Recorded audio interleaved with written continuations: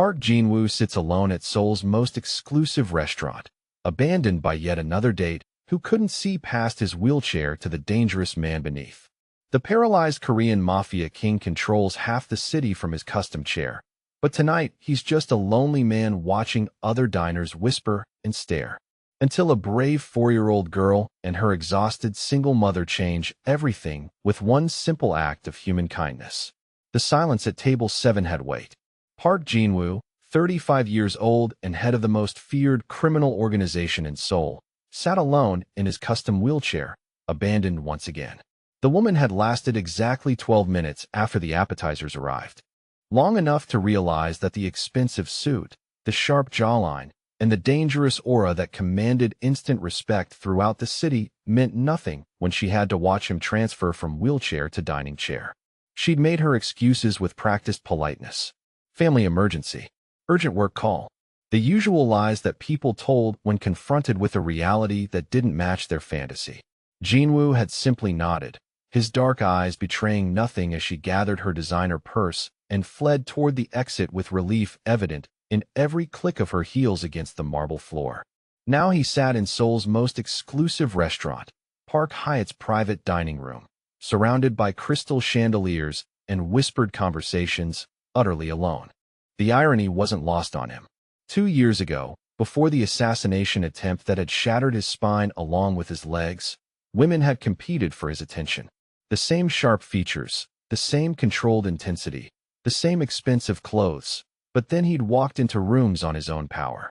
Now the wheelchair preceded him everywhere, a rolling announcement of vulnerability that most people couldn't see past. His phone buzzed with messages from his security team, his business associates, his accountant. The empire didn't pause for his social failures. $3 million had moved through his accounts today. 5 new protection contracts signed. A rival gang's territory absorbed without a single shot fired. Power, wealth, influence, all intact. Everything except the simple human connection he'd never realized he needed until it became impossible to find.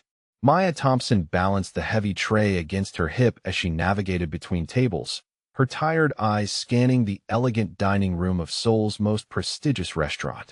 At 28, she possessed a graceful strength that caught attention even in her faded black uniform, her natural hair styled in a neat bun that emphasized the elegant line of her neck.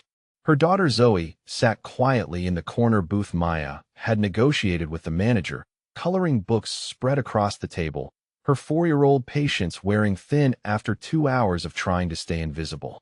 Maya had moved to Seoul 18 months ago for a teaching position at an international school, a dream job that had evaporated when budget cuts eliminated her position 3 weeks before her arrival. With a lease signed and plane tickets purchased, she'd had no choice but to stay and find whatever work would support her and Zoe. The restaurant job paid enough to cover their tiny apartment and Zoe's basic needs, but barely. Every dollar was calculated, every expense weighed against the growing pile of bills on their kitchen table. She noticed the man at table 7 immediately, not because of his expensive suit or the way other staff members whispered about his importance, but because of the loneliness that emanated from his corner table like cold radiating from winter glass. His wheelchair was positioned precisely, his posture perfect despite his disability, his dark eyes surveying the room with the calculating gaze of someone accustomed to command. Park Jin-woo, she'd heard the manager whisper to another server. Someone important, someone to be treated with careful respect. Maya had seen the woman flee earlier, watched the man's face remain perfectly composed as another dinner companion found an excuse to leave rather than confront their own discomfort. The cruelty of it sat heavy in her chest. She'd spent enough time being invisible, being overlooked, being dismissed, to recognize the particular pain of social abandonment. Zoe's restlessness finally overcame her 4-year-old self-control. She slipped from the corner booth while Maya's attention was focused on a demanding table, her small legs carrying her across the dining room with the fearless curiosity that defined her personality. Maya turned to check on her daughter just in time to see Zoe approach the wheelchair-bound man with the direct honesty that adults had trained themselves to avoid. "Why do you have a special chair?" Zoe asked, her voice carrying across the quiet dining room with the piercing clarity that only children possessed. Maya's heart stopped, her tray trembling as every head in the restaurant turned toward her daughter and the most dangerous man in Seoul. Jinwoo looked down at the small girl with genuine surprise, his dark eyes softening as he took in her bright yellow dress and the coloring book clutched in her small hands. "It's because my legs don't work anymore," he answered honestly, his voice gentle but still carrying the authority that made grown men step aside in hallways. "That's okay," Zoe declared with the absolute certainty of childhood. "My mommy says everyone has something that makes them special. Is that your special thing?" Maya arrived at the table breathless, her face flushed with embarrassment and terror. "I'm so sorry, sir," she whispered, reaching for Zoe's hand. "She didn't mean to disturb you. Please forgive us." Jinwoo raised his hand slightly, a gesture that carried more authority than shouting. His attention remained fixed on Zoe, who seemed utterly unimpressed by the adult tension surrounding her. "What's your name, little one?" he asked. "Zoe Park Thompson," she announced proudly, then corrected herself quickly. "I mean Zoe Thompson. Mommy says I can't use Daddy's name anymore because he was mean to us." The innocent revelation hung in the air like incense, heavy with implications that Jinwoo absorbed with the practiced assessment of someone who'd built an empire on reading human nature. His gaze shifted to Maya, taking in the exhaustion lines around her eyes, the careful way she held herself, the protective stance that spoke of someone who'd learned to expect trouble. "Would you like to join me for dinner?" Jinwoo asked quietly, the invitation directed to both mother and daughter. "This table is much too large for one person, and I'd welcome the company." Maya's immediate impulse was to refuse, to apologize again and retreat to their corner booth, but something in the man's tone stopped her. Not pity, not condescension, but genuine loneliness. The same isolation she'd felt since arriving in Seoul. The same hunger for connection that made her ache some nights when Zoe was asleep and the apartment felt like a cage. "We couldn't impose," Maya began. But Zoe was already climbing into the chair across from Jinwoo, her coloring book spread across the pristine white tablecloth. "I insist," Jinwoo said, and there was something in his voice that suggested refusal wasn't really an option. "Besides, your daughter has already made herself at home." Maya hesitated for another moment, then slid into the chair beside Zoe, her server's instincts warring with maternal caution and simple human gratitude. The man across from them commanded respect and fear in equal measure, but he'd shown kindness to her daughter when he could have had them both thrown from the restaurant with a single word. "Tell me about your coloring book," Jinwoo said to Zoe, his attention focused completely on the 4-year-old who seemed to be the first person in months to look at him without seeing the wheelchair first. "What are you drawing?" "A princess who saves dragons instead of the other way around," Zoe explained seriously, holding up her picture for inspection. "Because sometimes the dragons are just sad and need friends, not fighting." Jinwoo studied the drawing with the gravity it deserved, nodding thoughtfully. "That's very wise," he said. "Sometimes the most dangerous things in the world just need someone to understand them."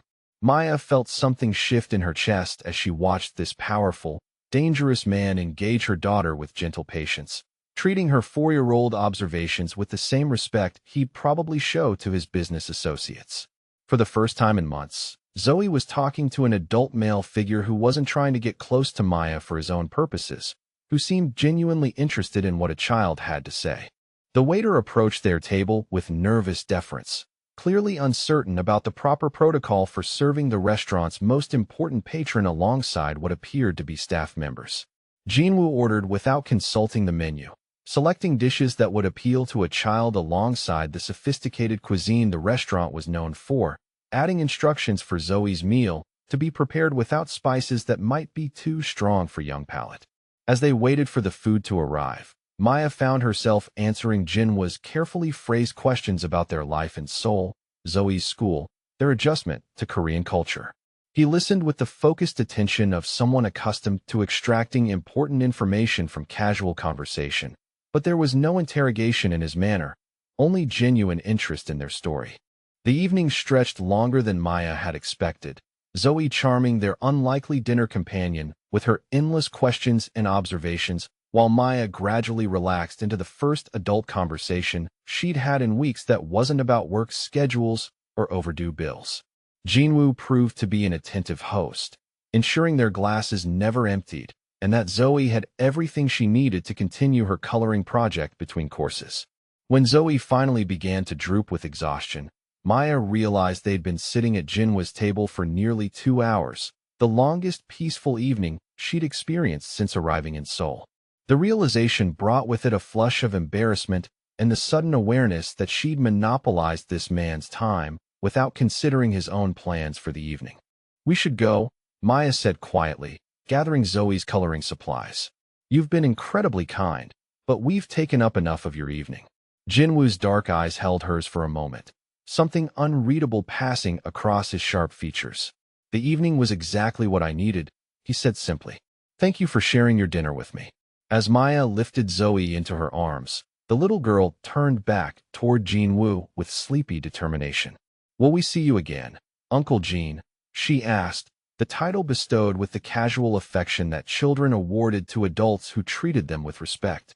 Jinwoo's expression softened again, the dangerous edge that never quite left his features melting away entirely. "I hope so, little dragon princess," he replied. "Sleep well." Maya carried her daughter toward the exit, acutely aware of Jinwoo's gaze following them across the dining room and the whispered conversations that had resumed at nearby tables. Whatever had just happened, whatever strange connection had formed over shared dinner and childhood innocence, she sensed that their lives had just shifted in ways she couldn't yet comprehend. 3 days after their dinner, Maya found herself watching for Jinwoo's arrival during her evening shift, though she couldn't quite admit why her heart lifted when his security detail wheeled him through the restaurant's entrance at precisely 8 o'clock. He'd become a regular fixture at table 7, always alone, always ordering enough food for 3 people and leaving generous tips that had already made Maya the envy of the other servers. Tonight felt different from the moment she approached his table. Jinwoo's dark eyes tracked her movements with the focused intensity she'd learned meant he was analyzing something important, cataloging details that most people would overlook. Maya smoothed her uniform nervously, suddenly self-conscious about the small tear near her left shoulder that she'd mended with careful stitches, the slight fade in the fabric that spoke of too many washings and not enough money for replacement. "The usual, Mr. Park?" Maya asked, her notepad ready though she'd memorized his preferences after 3 dinners together. Jinwoo nodded toward the chair across from him, the same invitation he'd extended each evening since their first encounter. "Join me," he said quietly. "Your daughter looks tired tonight." Maya glanced toward the corner booth where Zoe sat with her coloring books, the 4-year-old's earlier energy dimmed by another long day of trying to remain invisible while her mother worked. "We can't really afford the menu prices," Maya admitted quietly, the confession slipping out before she could stop herself.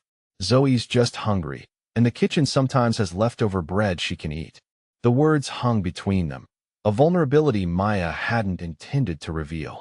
Jinwoo's expression didn't change, but she caught the slight tightening around his eyes that suggested her honesty had confirmed something he'd already suspected.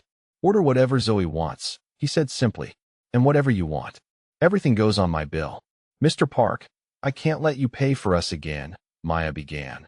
But Jinwoo raised his hand in the gesture that had become familiar, quiet authority that somehow never felt demanding when directed at her. "You're keeping me company," he replied, his tone matter-of-fact. "That has value. Besides, Zoe promised to show me her new Dragon Princess story tonight." Maya felt her resistance crumble under the weight of her daughter's need and her own exhaustion. She slipped into the chair across from Jinwoo, grateful for the chance to sit down after 6 hours on her feet, and gestured for Zoe to join them at the larger table. Zoe bounced over with renewed energy, climbing into her usual chair beside Jinwoo and immediately launching into an elaborate explanation of her latest artistic creation. "Uncle Jin," she announced importantly, "I drew you a picture of a dragon king who protects the whole forest from his special throne." Maya watched Jinwoo examine the drawing with the same serious attention he'd shown all of Zoe's artwork, treating her 4-year-old creativity with respect that made something warm unfurl in Maya's chest. He asked thoughtful questions about the dragon's powers, the forest's inhabitants, the challenges the Dragon King faced in keeping everyone safe. "Sometimes the other forest animals don't understand that he's trying to help them," Zoe explained earnestly. "They just see the scary parts and run away before they can see the good parts." Jinwoo's gaze flicked briefly to Maya, something unreadable passing across his sharp features. That sounds very wise, little dragon princess, he murmured. Sometimes people only see what they expect to see. The waiter appeared to take their order, and Maya found herself relaxing into the familiar rhythm of their evening together. Jinwoo ordered with his usual precision, ensuring Zoe's meal would arrive quickly and include the sweet potato side dish that had become her favorite. Maya chose carefully from the less expensive options, still uncomfortable with accepting his generosity despite the growing emptiness in her own stomach. "Mommy, why don't we have enough money for the fancy food?" Zoe asked with the innocent directness that always made Maya's heart clench. "Are we still behind on the rent like last month?" Maya felt heat rise in her cheeks as she quickly shushed her daughter, acutely aware of Jinwoo absorbing every word with his characteristic focused attention. "Zoe, we don't talk about money at dinner," she said gently but firmly, reaching across the table to squeeze her daughter's small hand. "But Uncle Gene has lots of money," Zoe continued with four-year-old logic. "Maybe he could help us pay for our apartment so you don't have to work so many hours and cry in the bathroom when you think I'm sleeping." The words landed like physical blows, each innocent observation stripping away another layer of the careful dignity Maya had tried to maintain. She felt Jinwoo's gaze on her face, saw the recognition in his dark eyes that told her he'd already cataloged her exhaustion, her carefully mended clothes, her quiet desperation masked by pride and determination. "Zoe," Maya whispered, her voice thick with embarrassment, "please color your picture while we wait for dinner." Jinwoo leaned forward slightly, his movement deliberate and controlled. "How far behind on rent?" he asked quietly, the question directed to Maya, but spoken with the calm authority of someone accustomed to extracting information. "Mr. Park," Maya began, but he held up his hand again, the gesture somehow gentle despite its absolute finality. "How far behind?" he repeated, and there was something in his tone that suggested he already knew the answer, had probably known from the first night when he'd watched her count coins for the bus fare home. 2 months, Maya admitted, the words barely audible. "The teaching job fell through, and restaurant work doesn't pay enough to cover sole rent and childcare. I'm managing, though. I always figure it out." Jinwoo studied her for a long moment, his sharp features revealing nothing of his thoughts. "The exhaustion you carry isn't just from long hours," he observed. "Someone put their hands on you. Recently." Maya's breath caught, her hand instinctively moving to cover her wrist where faded bruises still lingered beneath her long sleeves. "How did you?" she started, then stopped, recognizing the futility of denial when faced with Jinwoo's penetrating assessment. "I recognize the signs," Jinwoo said simply. "The way you flinch from unexpected touch. The hypervigilance. The careful space you maintain between yourself and everyone else." "Who is it?" "Derek," Maya whispered, the name like poison on her tongue. "Zoe's father. He followed us to Seoul. Keeps demanding money I don't have. Says I owe him for the years he supported us, even though he never worked, and I paid all the bills." Jinwoo's expression didn't change, but Maya caught the subtle shift in his posture, the way his hands tightened almost imperceptibly against his wheelchair's armrests. The restaurant around them continued its elegant evening service, crystal clinking against china, soft conversations flowing between tables, but at table 7 the air had grown thick with something dangerous. Their conversation was interrupted by the sharp voice of the restaurant manager approaching their table with barely concealed irritation. "Miss Thompson," he snapped, loud enough to draw attention from neighboring diners. "You're supposed to be serving customers, not socializing with them. This is highly inappropriate behavior." Maya started to rise, her face flushing with humiliation as other servers turned to watch the public reprimand. "I'm sorry, Mr. Kim," she began, but Jinwoo's voice cut through her apology like a blade through silk. "Manager Kim," Jinwoo said, his tone so quietly controlled that the manager stopped mid-lecture. "You will apologize to Ms. Thompson immediately, and you will never speak to her in that tone again." The manager's face went pale as he seemed to truly recognize Jinwoo for the first time, his earlier irritation transforming into fear as he registered the quiet menace in the other man's voice. "Sir, I didn't realize," he stammered, but Jinwoo's raised hand silenced him completely.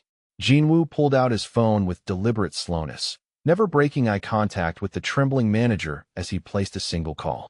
"Yes, it's Park Jinwoo," he said into the device, his voice carrying across the suddenly quiet section of the restaurant. "I need you to acquire the Park Hyatt restaurant. Full ownership, complete staff review. Tonight." He ended the call and slipped the phone back into his jacket pocket, his dark eyes never leaving the manager's horrified face. "You no longer work here," he informed the man with calm finality. "Security will escort you out. Your final paycheck will reflect your inappropriate treatment of staff." Within minutes, two men in dark suits appeared beside their table, speaking to the former manager in low, urgent tones that left no room for argument. Maya watched in stunned silence as the man who'd made her working life miserable for months was efficiently removed from the restaurant, his protests dying in his throat as he finally understood the true nature of the man he'd just insulted. "You bought the restaurant," Maya breathed, staring at Jinwoo with a mixture of awe and terror. "Just like that?" Jinwoo's expression softened as he turned his attention back to her and Zoe, who had watched the entire interaction with wide-eyed fascination. "Nobody speaks to people I care about that way," he said simply. "The purchase was overdue anyway. This place needed better management." Their dinner arrived as if nothing extraordinary had just happened, served by waitstaff who now treated Maya with the same deference they showed Jinwoo. Zoe chattered happily about the drama she'd witnessed, declaring it better than her favorite cartoons, while Maya struggled to process the casual display of power she'd just experienced. After dinner, Jinwoo insisted on arranging transportation home for them, but Maya found herself reluctant to accept yet another kindness from a man whose generosity seemed to have no limits. "We can take the bus," she protested weakly, though the thought of the long ride home with an exhausted 4-year-old made her bones ache. "It's late," Jinwoo replied, already signaling to his driver. Seoul isn't safe for women and children on public transport after dark.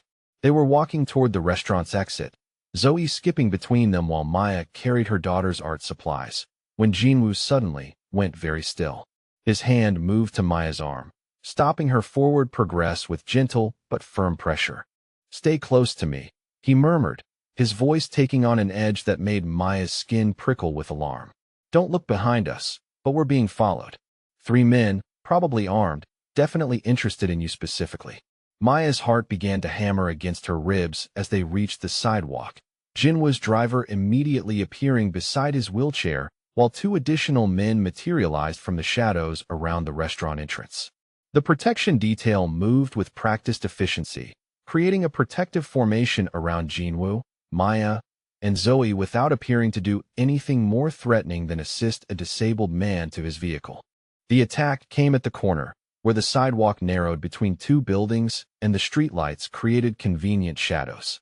3 men stepped out of the darkness with the casual confidence of predators who'd done this many times before, their leader addressing Maya directly, while his companions flanked them with obvious intent. "Maya Thompson," the leader said, his Korean accented with the harsh tones of Seoul's underground. "You owe our boss money.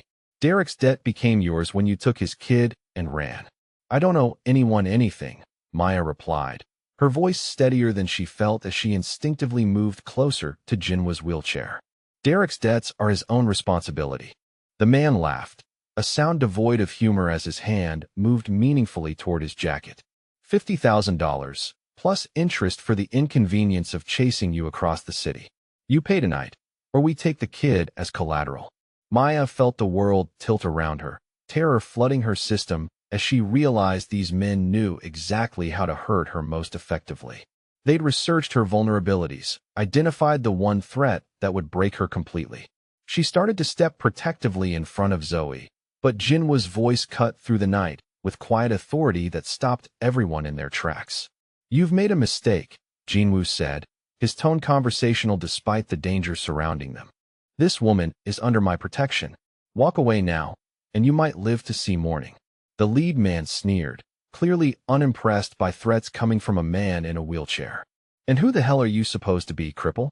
Some foreign businessman who thinks money makes him tough?" Jinwoo smiled then, an expression so cold and dangerous that Maya felt her breath catch in her throat. He pulled out his phone with deliberate slowness, placed a single call, and spoke just 2 words in Korean before ending the connection. Within 60 seconds, the three men had transformed from confident predators to terrified prey, apologies streaming from their lips as they backed away from Jinwoo with the desperate urgency of people who'd just realized they'd threatened someone far more dangerous than they could handle. The leader's hands shook as he bowed repeatedly. His earlier swagger completely evaporated.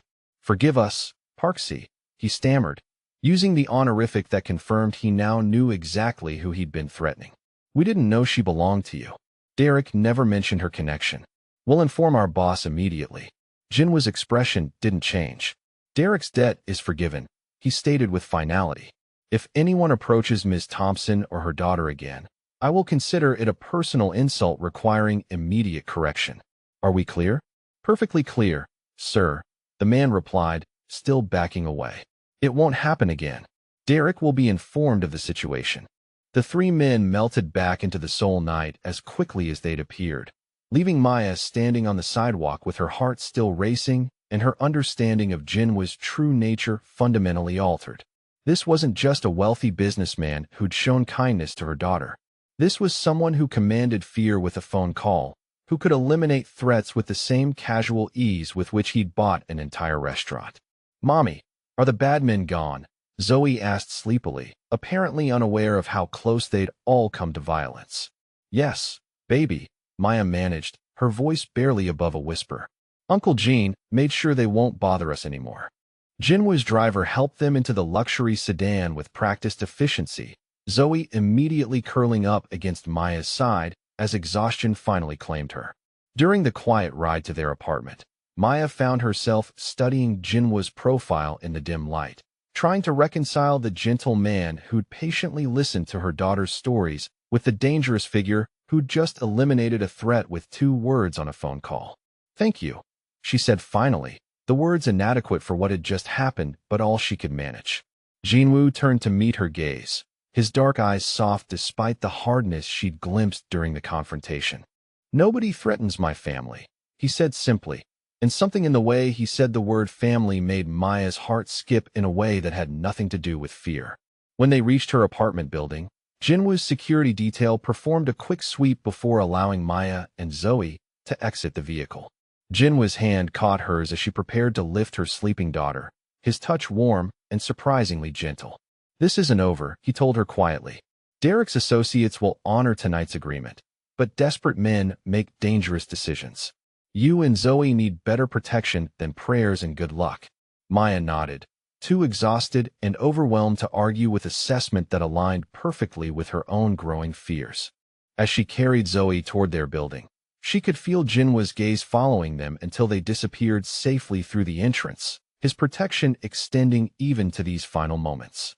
In her small apartment, as she tucked Zoe into bed and tried to process everything that had changed in one evening, Maya realized that accepting Jinwoo's kindness had altered the fundamental equation of their lives. She was no longer just a struggling single mother in a foreign country.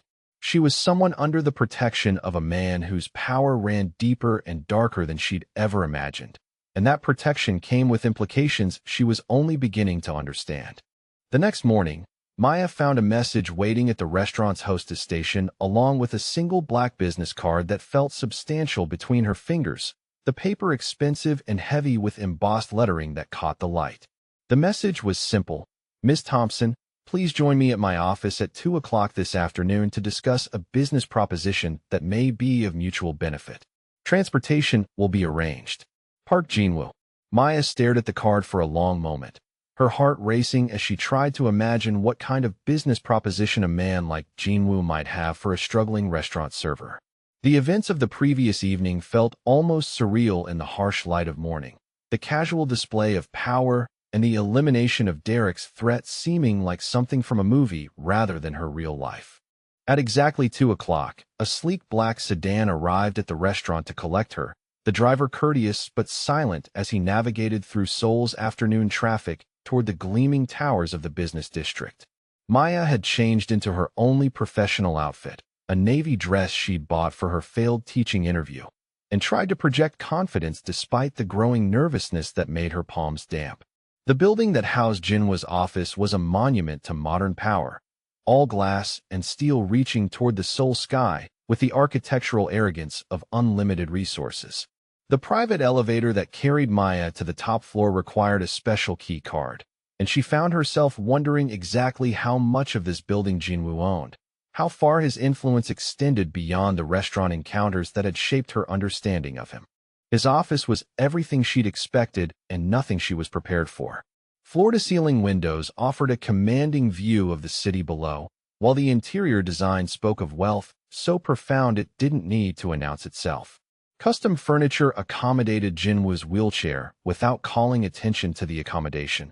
Expensive art lined the walls, and every surface from the marble floor to the leather-bound books suggested power exercised with sophisticated restraint. Jinwoo sat behind a desk that could have served as a dining table, his expensive suit perfectly tailored despite his seated position, his sharp features composed as he gestured for Maya to take the chair across from him. "Thank you for coming," he said, his voice carrying the same quiet authority she'd observed in the restaurant, but somehow intensified by the formal setting. Maya settled into the offered chair, acutely aware of the luxury surrounding her and the careful way Jinwoo was studying her reaction to his display of wealth and power.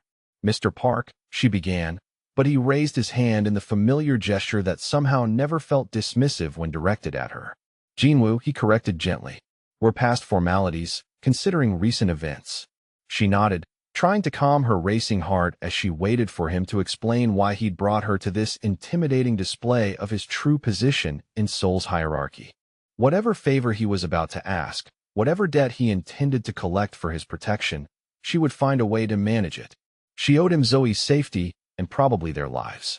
"I have a proposition for you," Jinwoo began, his dark eyes never leaving her face as he spoke with the measured precision of someone accustomed to negotiations that involved millions of dollars and human lives.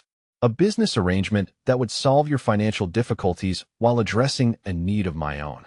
Maya felt her throat tighten, her mind immediately jumping to the worst possibilities. "Mr. Park, I'm grateful for your help last night, but I won't," she started, but Jinwoo's expression stopped her mid-sentence. "Nothing inappropriate," he assured her, and there was something almost gentle in his tone. "I'm not propositioning you for anything improper, Maya. I'm offering you employment." The word employment hung between them, so ordinary and yet so weighted with implications in this extraordinary setting. Maya felt some of the tension leave her shoulders, though confusion quickly replaced her fear. Employment doing what, exactly? Jinwoo leaned forward slightly, his hands clasped on the desk between them as he outlined his offer with the systematic thoroughness of someone who'd negotiated countless deals. "I need a personal companion and assistant," he explained. "Someone to accompany me to business functions, help manage my daily care requirements, and provide the appearance of a normal social life to associates who see my wheelchair as a weakness to be exploited." Maya blinked, trying to process the unexpected nature of his request. "You want me to pretend to be your girlfriend at business meetings?" "Not pretend," Jinwoo corrected. "The companionship would be genuine, as would the assistance. What I'm offering is a legitimate position with legitimate responsibilities and substantial compensation." He opened a leather folder on his desk, removing documents that he slid across the polished surface for her inspection. "The terms are detailed here, but let me outline them verbally first. $150,000 per year, paid monthly. Full medical coverage for you and Zoe. Complete debt elimination, including your back rent and any outstanding obligations. Private housing provided on my estate, a separate guest house with complete privacy and autonomy."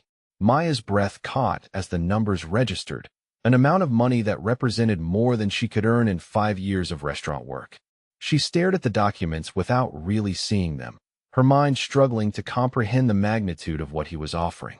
"In exchange," Jinwoo continued, his voice steady and businesslike despite the life-changing nature of his words, "you would live on my property for security purposes. You would accompany me to necessary business functions as my companion, helping to normalize my presence in social situations. You would assist with my daily care needs, medication management, and mobility requirements when my regular staff is unavailable." Maya found her voice, though it emerged as barely more than a whisper. "Why me? You could hire a professional caregiver, someone with actual qualifications and experience." Jinwoo's expression softened slightly, the first crack in his formal presentation. Because Zoe looks at my wheelchair and sees a special chair, not a limitation. Because you defended me to your manager before you knew who I was. Because when threatened men demanded money from you, your first thought was protecting your daughter, not negotiating for your own safety. I need someone who sees the person, not the disability or the reputation. Maya stared at him, recognizing the vulnerability beneath his controlled exterior. You're lonely, she said, the realization slipping out before she could censor herself. Yes, Jinwoo admitted without shame. My injury changed how people relate to me. Business associates see weakness. Women see burden. Children run away in fear. You and Zoe are the first people in 2 years to treat me like a complete human being.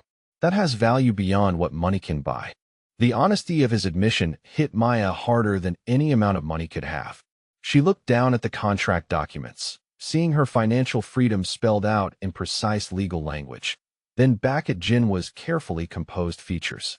This isn't charity, she said, needing to understand his true motivations. Absolutely not, Jinwoo confirmed. You would earn every dollar through genuine service. My lifestyle requires constant social navigation that becomes exponentially more difficult when people focus on my limitations instead of my capabilities. Your presence would restore a level of normalcy to my public interactions while providing practical assistance with tasks that my regular staff cannot handle with the necessary discretion. Maya felt her practical mind engaging despite the emotional weight of the moment. What about Zoe? Where would she go to school? Who would watch her when I'm working?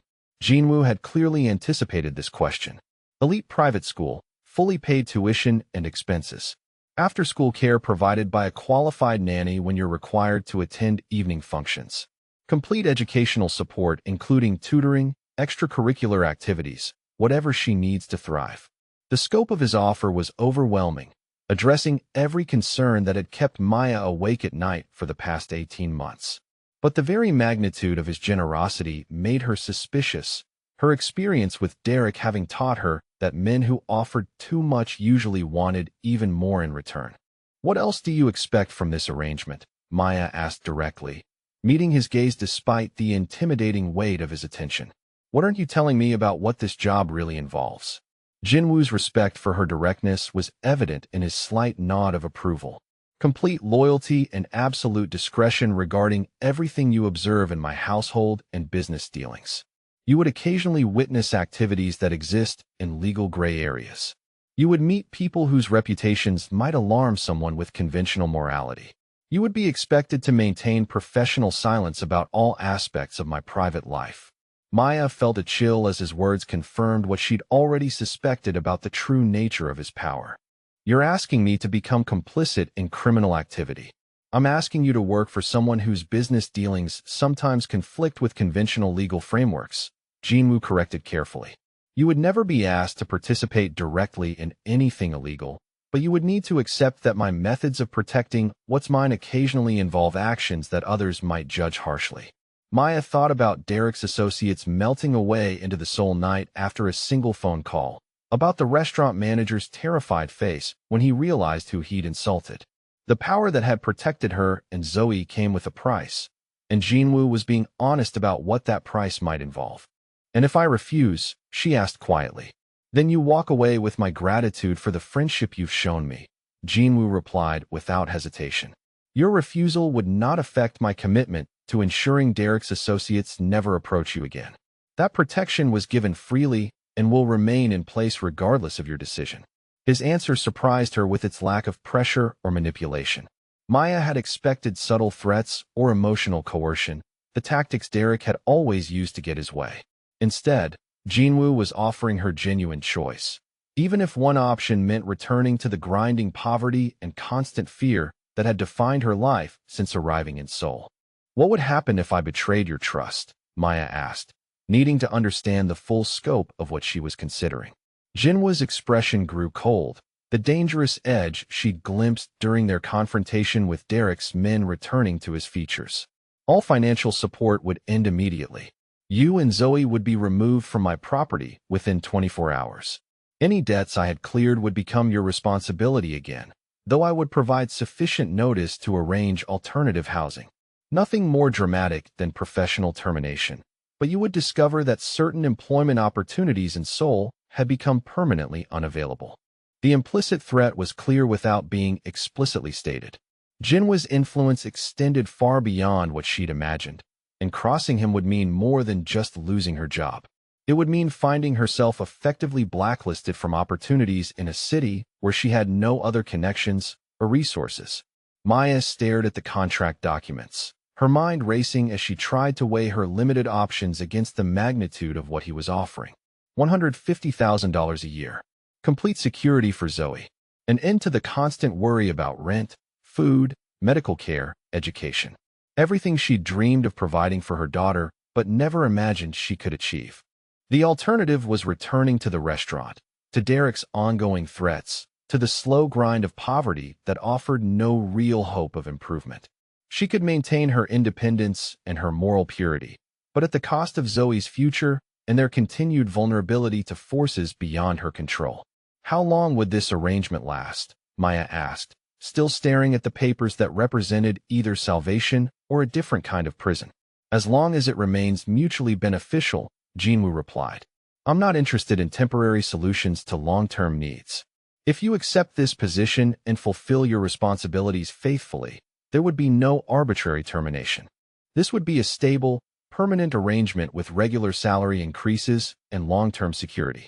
Maya closed her eyes, trying to envision Zoe's face when she learned they would never have to worry about money again, that she could attend the same school with the same friends without the constant threat of eviction forcing another move. Then she pictured herself in elegant restaurants and business meetings, playing the role of companion to a man whose power came from sources she preferred not to examine too closely. The silence stretched between them as Maya wrestled with the decision that would define the rest of their lives. Jinwoo waited with patient stillness, not pressuring her for an immediate answer, but clearly prepared to conclude their business one way or another based on her choice. Finally, Maya opened her eyes and met Jinwoo's steady gaze. If I agree to this, we need to establish clear boundaries regarding Zoe. She is never to be exposed to the dangerous aspects of your business. Her safety and innocence are non-negotiable. Agreed completely, Jinwoo said without hesitation.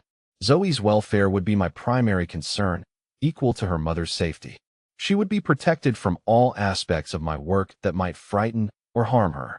Maya took a deep breath, her practical nature warring with every instinct that warned her against accepting help that seemed too good to be true.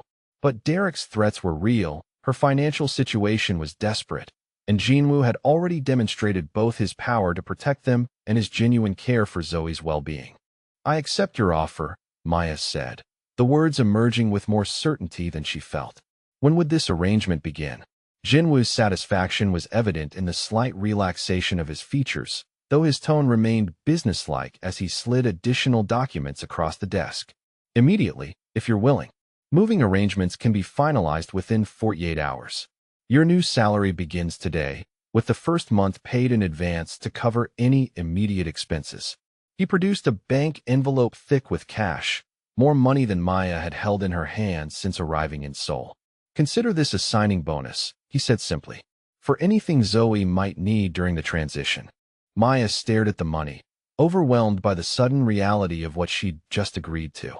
The poverty that had defined every decision for the past 18 months was ending, replaced by security she'd never imagined possible.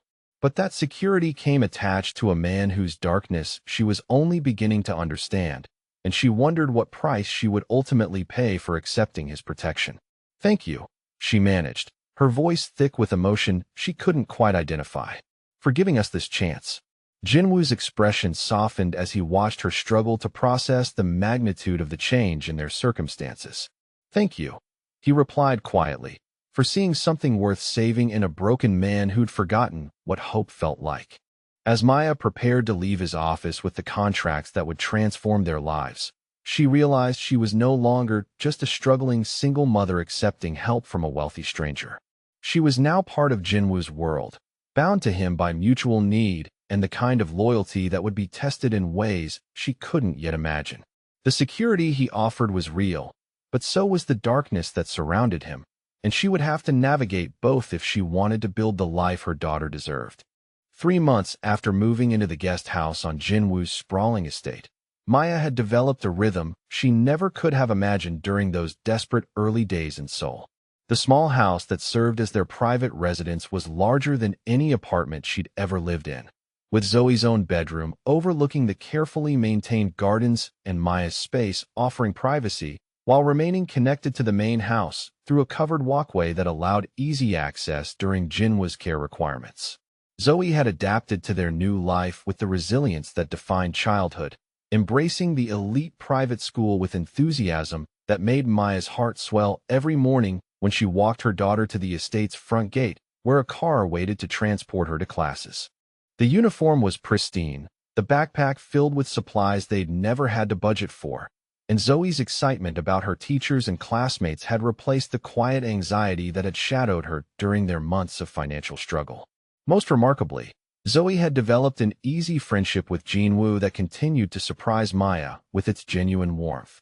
The 4-year-old seemed completely unbothered by his wheelchair, treating it as simply another piece of furniture in their daily interactions, climbing onto his lap for story time or racing alongside him when he navigated the estate's smooth pathways at speeds that made Maya nervous but delighted her daughter.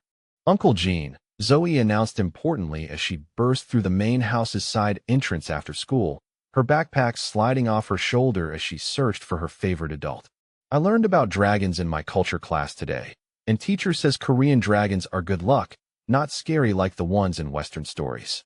Jinwoo looked up from the financial reports spread across his desk, his sharp features immediately softening as they always did when Zoe appeared. His expensive suit remained impeccable despite the afternoon hour, but Maya had learned to recognize the signs of fatigue around his eyes that indicated he'd been working longer than his medical team recommended. "That's very wise of your teacher," Jinwoo replied with the serious attention he always gave Zoe's pronouncements. "Korean dragons are indeed protectors, not destroyers. They bring rain for the crops and guard the people who deserve their care." Zoe climbed into her usual position on the arm of Jinwoo's wheelchair, a spot he'd specifically modified with a small cushioned platform that accommodated her visits safely. "Like you protect me and Mommy," she declared with 4-year-old certainty. "You're a good dragon, Uncle Gene."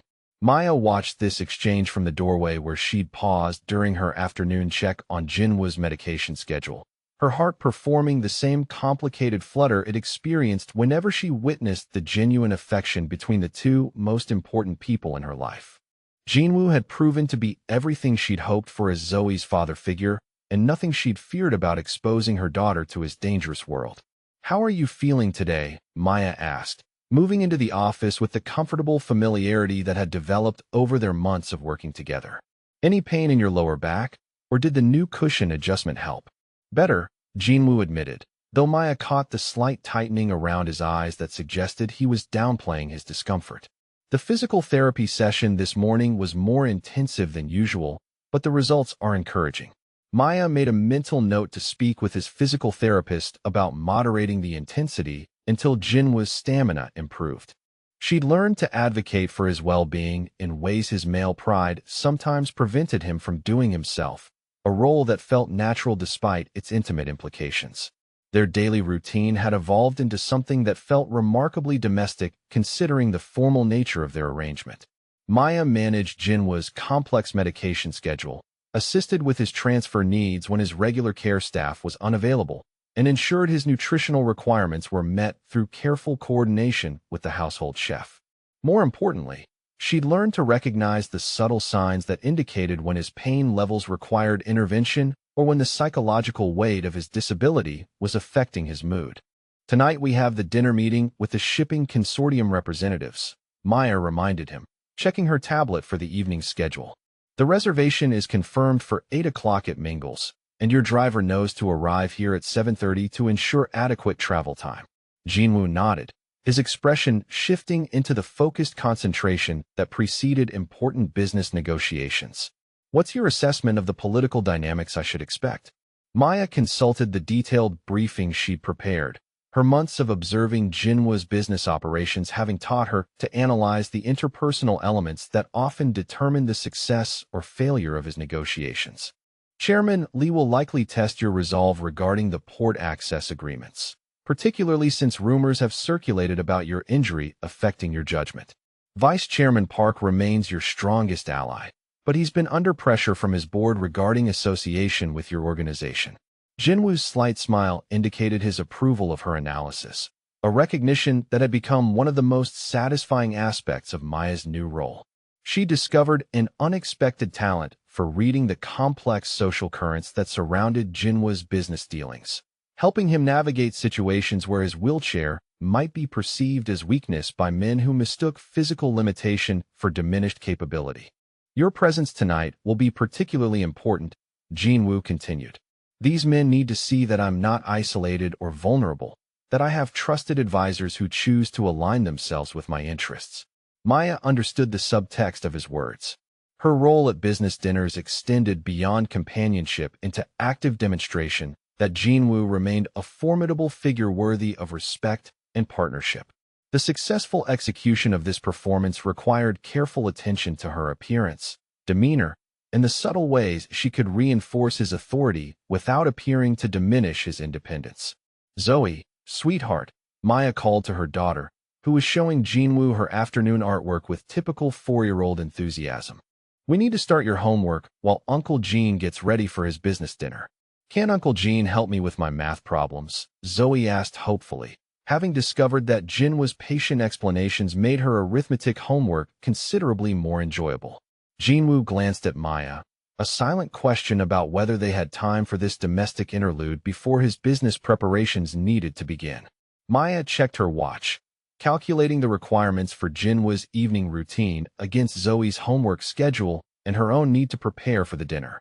20 minutes, Maya agreed, knowing that Jinwoo's genuine enjoyment of helping Zoe with her schoolwork was one of the unexpected pleasures he discovered in their arrangement. Then Uncle Gene needs to get ready, and you need to have dinner with Mrs. Kim before she puts you to bed. The next 2 hours passed with the efficient choreography that Maya had developed to balance the competing demands of Jinwoo's business requirements, Zoe's care needs, and her own preparation for public appearances that demanded she project sophisticated confidence while supporting Jinwoo's professional image. By 7 o'clock, Maya had transformed herself from the casual caregiver who'd spent the afternoon managing medications and homework into the polished companion who would accompany one of Seoul's most powerful men to a dinner that could determine the future of shipping routes throughout East Asia. Her dress was elegant but not flashy, her makeup subtle but flawless, her demeanor calm despite the high-stakes nature of the evening ahead. Jinwoo's own transformation was equally remarkable, his afternoon fatigue replaced by the controlled intensity that made him formidable in negotiations. His custom suit emphasized his powerful shoulders and sharp features while accommodating his seated position perfectly, and his expensive cologne carried hints of wood and spice that had become comfortingly familiar to Maya during their months of close proximity. "You look beautiful," Jinwoo said quietly as Maya joined him in the main house's foyer, his dark eyes holding hers for a moment longer than strictly necessary. "Thank you," Maya replied, feeling heat rise in her cheeks despite her determination to maintain professional boundaries. "You look very distinguished yourself." The compliment was true but inadequate. Jinwoo possessed a magnetism that transcended his physical limitations, a combination of intelligence, power, and carefully controlled danger that made him compelling in ways Maya struggled not to acknowledge. Their months of intimate daily contact had revealed layers of his personality that few people ever glimpsed, and she found herself increasingly attracted to both his strength and his unexpected vulnerability. The dinner at Mingle's proved to be exactly the kind of high-stakes negotiation that Maya had learned to navigate with careful attention to the subtle dynamics that could influence multimillion-dollar decisions. She sat beside Jinwoo at the elegantly appointed table, observing the way other men initially focused on his wheelchair before gradually recognizing the sharp intelligence and quiet authority that made him dangerous in ways that had nothing to do with physical intimidation. Chairman Lee, a man in his 60s whose expensive suit couldn't disguise his crude attempt to test Jinwoo's resolve, made several pointed comments about the challenges of conducting business with partners whose circumstances had changed. Maya watched Jinwoo's expression remain perfectly composed while she noted the way Vice Chairman Park shifted uncomfortably in his seat, clearly recognizing the insult but uncertain how to respond. Maya intervened with calculated precision, addressing Chairman Lee directly with the kind of respectful challenge that allowed him to save face, while making clear that his implications were both noticed and unwelcome. "Chairman Lee," she said with a smile that didn't reach her eyes, "I'm sure you understand that Mr. Park's strategic thinking has only become sharper since he's had more time to focus on intellectual rather than physical pursuits. His recent acquisition of the Busan port facilities seems to support that assessment." The reminder of Jinwoo's recent business success, delivered by a woman who clearly commanded his confidence and respect, shifted the table's dynamic immediately. Chairman Lee's crude testing gave way to genuine negotiation, while Vice Chairman Park visibly relaxed as he recognized that Jinwoo remained formidable despite the changes in his physical circumstances. During the drive home, Maya felt the satisfaction that always followed successful navigation of Jinwoo's complex business relationships. She'd learned to read the room, to support his objectives without appearing to speak for him, to project the kind of confident partnership that reinforced his authority while demonstrating that powerful people chose to align themselves with his interests. "Thank you," Jinwoo said quietly as his driver navigated Seoul's late-night traffic toward the estate. "Your intervention with Chairman Lee was perfectly timed and appropriately subtle. That contract would have taken weeks longer to negotiate without your assistance." Maya felt warmth spread through her chest at his praise, recognizing how much his professional respect had come to mean to her. She'd discovered unexpected satisfaction in supporting Jinwoo's success, in using her growing understanding of his world to help him achieve his objectives. Back at the estate, they found Mrs. Kim waiting in the main house with a report on Zoe's evening routine and homework completion. Their daughter had eaten her dinner, completed her reading assignment, and gone to bed with only minimal protests about Maya's absence during the business dinner. "She asked 3 times when you would be home," Mrs. Kim reported with maternal fondness. "And she insisted on leaving her artwork on Mr. Park's desk for him to see in the morning." Jinwoo's expression softened as they entered his office, where Zoe's latest creation waited prominently displayed on his leather desk pad. The drawing showed 3 figures standing in front of a large house, with careful 4-year-old labeling that identified Mommy, Uncle Jean, and Zoe beneath their respective portraits. Maya felt her breath catch as she recognized the significance of what her daughter had drawn. This wasn't just artwork. It was Zoe's interpretation of their family structure, her innocent understanding of the relationships that had come to define their daily life. "She sees us as a family unit," Maya observed quietly, studying the drawing with a mixture of warmth and concern. Jinwoo nodded, his dark eyes reflecting the same complex emotions that Maya was experiencing. "Is that problematic for you?" he asked carefully. Maya considered the question seriously, recognizing its importance for their future arrangement. Zoe had never had a consistent father figure in her life, and Derek's presence had been more traumatic than nurturing. Jinwoo's patient kindness and genuine interest in her development had filled a void that Maya hadn't fully recognized until she saw how her daughter blossomed under his attention. "Not problematic," Maya replied slowly. "But I worry about her forming attachments that might be painful if our circumstances change." Jinwoo turned his wheelchair to face her directly, his expression serious as he addressed her concern. "Maya," he said, his voice carrying a weight that made her heart race, "I need you to understand something about the nature of this arrangement." He paused, seeming to choose his words carefully before continuing. "When I offered you this position, I was thinking primarily about my own needs for companionship and assistance. But watching you and Zoe integrate into my life over these past months has changed my perspective on what I want this relationship to become." Maya felt the air between them grow thick with implications she wasn't sure she was ready to confront. Their professional arrangement had evolved into something that felt increasingly personal, but she'd been careful not to examine too closely what that might mean for their future. "Zoe's happiness and security are as important to me now as my own business success," Jinwoo continued. "Whatever changes might occur in our relationship, her well-being would remain my priority. She has nothing to fear from growing attached to me, because my commitment to her care extends far beyond any formal contract we might have." The quiet intensity of his declaration made Maya's pulse quicken as she recognized the deeper meaning behind his words. He was no longer talking about a temporary business arrangement, but about permanent bonds that would survive whatever evolution their relationship might undergo. Before Maya could respond to his unexpected revelation, they heard the soft sound of bare feet on marble as Zoe appeared in the office doorway, her pajama-clad figure rubbing sleepy eyes as she searched for the adults whose voices had woken her. "Mommy," she said plaintively, "I had a bad dream about the mean men coming back to hurt us." Maya immediately moved to comfort her daughter, but Zoe surprised them both by heading directly to Jinwoo's wheelchair, climbing onto his lap with the trusting ease that had become second nature over their months of living together. "Uncle Gene," Zoe whispered against his shoulder, "will you tell the bad dreams to go away like you told the real bad men?" Jinwoo's arms encircled the 4-year-old gently, his voice soft and reassuring as he addressed her fears with the same serious attention he gave her questions about dragons and homework problems. "No one will ever hurt you or your mommy again, little dragon princess," he murmured. "I promise to keep you both safe for as long as you need protecting." Zoe pulled back to look at Jinwoo's face with the earnest intensity that preceded her most important questions.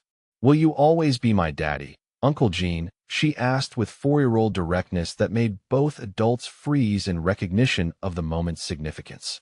Maya felt her heart stop as she waited for Jinwoo's response, understanding that his answer would define not just this conversation, but the fundamental nature of their relationship going forward.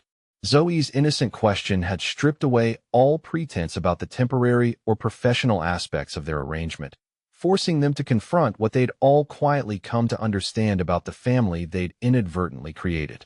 Jinwoo's dark eyes met Maya's over Zoe's head, a silent question about how she wanted him to navigate this moment that would determine their daughter's understanding of her place in his life.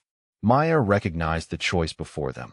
They could maintain careful boundaries that preserved the illusion of their business arrangement, or they could acknowledge the truth that Zoe had already grasped about the bonds that connected them. Maya nodded almost imperceptibly, giving Jinwoo permission to claim the role that had evolved naturally from his genuine care for Zoe's well-being and happiness. "Yes, little dragon princess," Jinwoo said quietly, his voice thick with emotion that made Maya's throat tighten. "I will always be your daddy, and you will always be my daughter, no matter what happens." Zoe smiled with sleepy satisfaction, settling more comfortably against Jinwoo's chest as her eyes drifted closed again. "I love you, Daddy Gene," she whispered, the new title bestowed with the casual certainty that defined childhood acceptance. "I love you too, sweetheart," Jinwoo replied, his hand stroking Zoe's hair as he met Maya's gaze with an expression that promised this moment had changed everything between them. As Maya watched the man who'd become her daughter's chosen father rock Zoe gently back to sleep, she realized their carefully maintained professional boundaries had dissolved completely. They were no longer employer and employee sharing living space for mutual convenience. They had become a family, with all the complicated emotions and permanent obligations that word implied, and Maya found herself both terrified and exhilarated by the transformation that Zoe's innocent question had finally forced them to acknowledge. The first sign of trouble came on a Tuesday morning when Maya noticed the black sedan parked across from Zoe's school entrance, the same vehicle she'd spotted in 3 different locations over the past week. Her instincts, honed by months of hypervigilance during her relationship with Derek, immediately identified the surveillance as deliberate rather than coincidental. Someone was watching them, studying their routines, waiting for the right moment to make contact. Maya's hands trembled as she walked Zoe to the school gate, forcing herself to maintain the calm demeanor that had become second nature during their months of security on Jinwoo's estate. Zoe chatted happily about her upcoming art project, oblivious to her mother's growing anxiety or the way Maya's eyes continuously scanned their surroundings for additional threats. The confrontation came that afternoon as Maya waited outside the school for Zoe's dismissal. Derek emerged from the black sedan with the confident swagger that had once attracted her and later terrified her, his expensive clothes and carefully styled hair suggesting he'd found new sources of income since their last encounter in Seoul. "Maya," Derek called across the sidewalk, his voice carrying the familiar blend of charm and menace that had defined their relationship. "You look good, baby. Expensive clothes, fancy neighborhood. Seems like you've been making new friends while avoiding your responsibilities." Maya felt her throat close with familiar fear, her body automatically assuming the defensive posture she'd learned during their years together. Derek's presence meant immediate danger, not just for herself, but for Zoe, who would be emerging from school within minutes expecting the safe routine that had defined her life since moving to Jinwoo's estate. "What do you want, Derek?" Maya managed, her voice steadier than her racing heart as she tried to position herself between him and the school entrance. Derek's smile held no warmth, only the predatory satisfaction of someone who'd found his prey after a long hunt. "What I've always wanted, baby. What's mine? You took my daughter and disappeared, left me with debts that your absence made impossible to pay." "Zoe isn't yours," Maya said firmly, though her legs felt weak beneath her. "You signed away your parental rights when you decided hitting us was more important than being a father." Derek's expression darkened, the facade of civilized conversation slipping to reveal the violence that had always lurked beneath his surface charm. "Those papers don't mean shit when I can prove you're living with a criminal, exposing my child to dangerous people. Child Services takes a dim view of mothers who prioritize sugar daddy arrangements over their kids' safety." Maya's blood turned to ice as she realized Derek had been researching their new life, gathering information that could be weaponized in custody proceedings that would pit her word against his manipulation. The comfortable security she'd found with Jinwoo suddenly felt fragile, threatened by legal complications she'd never anticipated. "I want $50,000, Derek continued, his voice dropping to the intimate tone he'd always used before violence. "Payment for the emotional distress of losing my family, compensation for the debts you left me holding. You pay me, I disappear. You refuse, and I file for emergency custody based on your inappropriate living situation." Maya stared at him, recognizing the impossible choice he was presenting. $50,000 was nothing to Jinwoo, but everything to Derek's gambling debts, while the custody threat represented her worst nightmare regardless of its legal merit. Even fighting false accusations would expose Zoe to trauma and uncertainty that could destroy the stability they'd worked so hard to build. "I need time to think about it," Maya whispered, buying herself space to figure out how to handle the crisis without involving Jinwoo in problems she felt responsible for creating. Derek checked his expensive watch with theatrical precision. 24 hours, he said calmly. "Meet me tomorrow at the Latte Hotel lobby. Bring cash or a wire transfer confirmation. Otherwise, my lawyer files the custody petition the next morning." He disappeared back into the sedan before Maya could respond, leaving her standing outside Zoe's school with her hands shaking and her carefully constructed world threatening to collapse around her. When Zoe emerged from the building with her usual enthusiasm about her day, Maya forced herself to smile and engage with her daughter's chatter while her mind raced through options that all seemed to lead toward disaster. That evening, Maya struggled to maintain normalcy during dinner with Jinwoo and Zoe, but her distraction was evident to anyone who'd learned to read her moods over months of intimate daily contact. Jinwoo's sharp eyes tracked her unusual silence, the way she pushed food around her plate without eating, the tension that made her shoulders rigid despite her attempts to appear relaxed.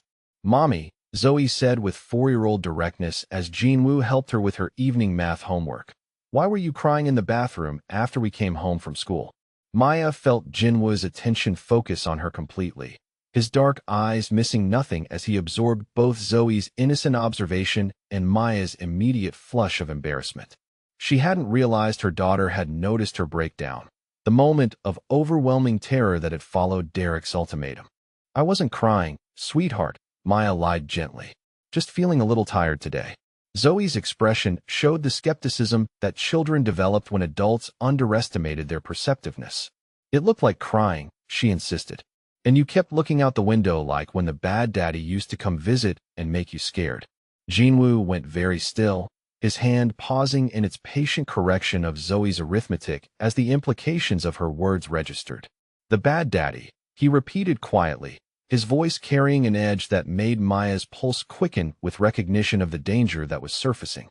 Maya shot her daughter a warning look, hoping to forestall further revelations, but Zoe had already moved past discretion into the honest communication that had always characterized her relationship with Jinwoo. The mean man who used to hurt Mommy and make her hide money in the coffee can Zoe explained with matter-of-fact clarity. Is he coming back to be scary again, Daddy Jean? Jinwoo's gaze shifted to Maya with focused intensity that left no room for evasion or deflection. His expression had transformed from domestic warmth into something cold and calculating. The dangerous edge she'd glimpsed only briefly during their initial encounters with Derek's associates.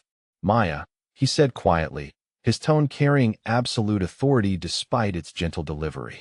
We need to discuss this privately.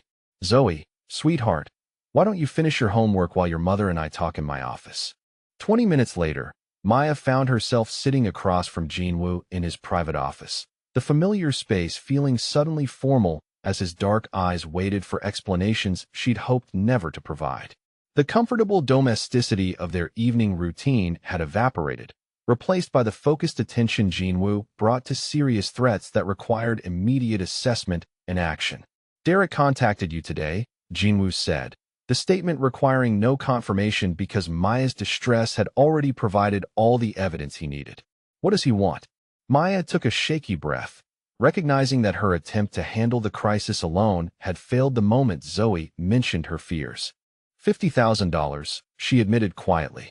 Payment within 24 hours, or he files for emergency custody, claiming I'm exposing Zoe to dangerous influences.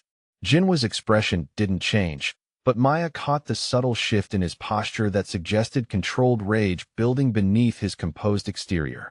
How did he find you? Through Zoe's school, Maya replied, feeling foolish for not anticipating Derek's ability to track them through public records and educational databases. He's been watching our routines, gathering information about our living situation that he thinks he can use against me in court. Jinwoo was quiet for a long moment, his sharp mind clearly working through the implications of Derek's threat and the legal vulnerabilities it exposed. Finally, he met Maya's gaze with the cold focus that made him dangerous in ways that transcended physical intimidation. Tell me about the abuse, he said quietly. Everything Derek did to you, everything you're afraid he might do to Zoe if he gains custody. Maya felt her throat tighten as memories she'd tried to bury began surfacing under Jinwoo's patient but relentless questioning. She'd never spoken about Derek's violence in detail, never described the escalating pattern of control and intimidation that had defined their relationship from the first time he'd grabbed her wrist hard enough to leave marks.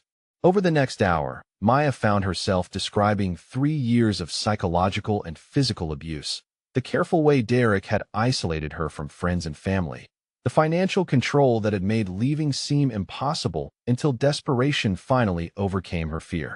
Jinwoo listened without interruption, his expression growing colder with each detail, his hands clenching against his wheelchair's armrests in the only visible sign of the rage building within him. When Maya finished her account with Derek's final threat to take Zoe away from the only stability she'd ever known, Jinwoo was silent for several minutes, his dark eyes reflecting a depth of anger that made the air between them feel charged with dangerous possibilities. He will never hurt either of you again, Jinwoo said finally, his voice carrying the quiet certainty of someone who'd eliminated threats before and wouldn't hesitate to do so again. Derek has made the mistake of threatening what belongs to me, and I protect what's mine with methods that ensure the threat never resurfaces. Maya felt a chill at the implications of his words, recognizing the glimpse of Jinwoo's true nature that she'd avoided examining too closely during their months of domestic tranquility. This wasn't the gentle man who helped Zoe with homework or listened patiently to her 4-year-old observations about dragon princesses. This was the criminal leader who commanded fear throughout Seoul, whose protection had eliminated Derek's associates with a single phone call months earlier. Jinwoo, Maya began, uncertain whether she was about to express gratitude or concern about whatever methods he was contemplating. He raised his hand in the familiar gesture that had become comforting during their domestic interactions, but now carried an edge of absolute authority that brooked no argument. Before I handle Derek permanently, he said quietly, there's something you need to understand about why this situation affects me the way it does. Jinwoo's expression shifted, the controlled rage giving way to vulnerability that Maya had never witnessed before. For a moment, he looked older than his 35 years, burdened by memories that had shaped his present circumstances in ways she was only beginning to understand. 2 years ago, He began slowly, his voice carrying the weight of confession. I was still walking. Still arrogant enough to believe that physical strength and careful planning could protect everyone I cared about from the consequences of my chosen profession. Maya settled back in her chair, recognizing that Jinwoo was about to reveal the origin story behind both his disability and the protective obsession that had drawn him to her and Zoe. I had a younger sister, Jinwoo continued, his dark eyes focused on memories that clearly caused him pain. Intelligent, kind, everything good that I'd lost along the way to building my empire. She was engaged to a man I'd vetted carefully, someone whose background seemed clean despite his connection to a rival organization. Maya felt her heart clench as she realized where this story was heading. Understanding that Jinwoo's protective intensity toward her and Zoe was rooted in a failure that had cost him everything he'd tried to protect. The engagement was a setup, Jinwoo said quietly. 3 months before the wedding, my sister's fiancé revealed his true loyalties. He'd been feeding information about my operations to his real employers, using her love as cover for intelligence gathering that compromised dozens of my business relationships. Maya watched Jinwoo's hands tighten against his wheelchair, seeing the physical manifestation of emotional pain that talking about his sister clearly caused him. When I discovered the betrayal, I confronted them both, Jinwoo continued. I was so focused on my own anger, so determined to eliminate the threat to my organization, that I didn't recognize the real danger until it was too late. The rival family had never intended to steal my business intelligence. They'd wanted to lure me into a vulnerable position where they could eliminate me permanently. Jinwoo's voice grew quieter, forcing Maya to lean forward to hear the conclusion of his story. The explosion that damaged my spine also killed my sister and the man she loved, regardless of his betrayal. I'd brought her to the meeting as evidence of his deception, and my need for dramatic confrontation cost her life, while leaving me permanently reminded of my failure every time I transfer from bed to wheelchair. Maya felt tears burning her eyes as she finally understood the source of Jinwoo's carefully controlled intensity, the way he channeled his considerable resources toward protecting rather than simply accumulating power. He'd built his empire to ensure he was never vulnerable again, but his disability had become a daily reminder that strength couldn't always prevent the loss of what mattered most. Building this organization, accumulating wealth and influence, it was supposed to mean I could protect the people I loved, Jinwoo said with bitter honesty. Instead, my arrogance and need for control got my sister killed and left me dependent on others for basic physical functions. For 2 years, I believed my disability had stripped away everything that made me capable of protecting anyone. Jinwoo's gaze met Maya's directly, his expression intense with the effort of revealing vulnerability he'd never shared with anyone. Then you and Zoe came into my life, he continued. A woman strong enough to defend herself and her daughter despite having no resources, and a child brave enough to approach a stranger in a wheelchair because she saw a person worth knowing. You didn't need my money or my power to treat me with respect, and that showed me strength comes from being needed, not from the ability to intimidate. Maya felt her understanding of their relationship shift fundamentally as Jinwoo's confession revealed the depth of meaning their presence had brought to his life. She'd thought he was helping them out of loneliness and practical necessity, but his vulnerability revealed that they'd healed something in him that went far deeper than companionship. You and Zoe became my family without my realizing it was happening, Jinwoo admitted quietly. For the first time since my injury, I had people who needed my protection and gave me purpose beyond simple accumulation of power. Derek's threat isn't just an attack on you. It's an attempt to destroy the family that taught me I could still be the man my sister needed me to be. Maya reached across the space between them, covering Jinwoo's hand with her own in a gesture of comfort that acknowledged both his pain and her growing understanding of what their relationship meant to him. She'd seen his gentleness with Zoe, his patient care during his own difficult medical moments, his genuine pleasure in their domestic routines, but she hadn't recognized how much healing their presence had brought to wounds that went far beyond his physical disability. The moment was interrupted by the urgent buzz of Jinwoo's phone, the sound cutting through their emotional intimacy with the harsh intrusion of immediate crisis. Jinwoo answered the call with his usual controlled efficiency, But Maya watched his expression darken as he absorbed whatever information his security team was providing. When Jinwoo asked sharply, his voice taking on the edge that preceded decisive action, "How close did they get? Has anyone contacted the school administration yet?"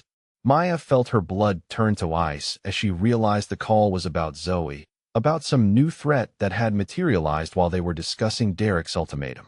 She gripped the arms of her chair, her mind immediately jumping to worst-case scenarios involving kidnapping attempts and custody manipulation. Jinwoo ended the call and turned to Maya with an expression that combined protective fury with the cold calculation that made him genuinely dangerous.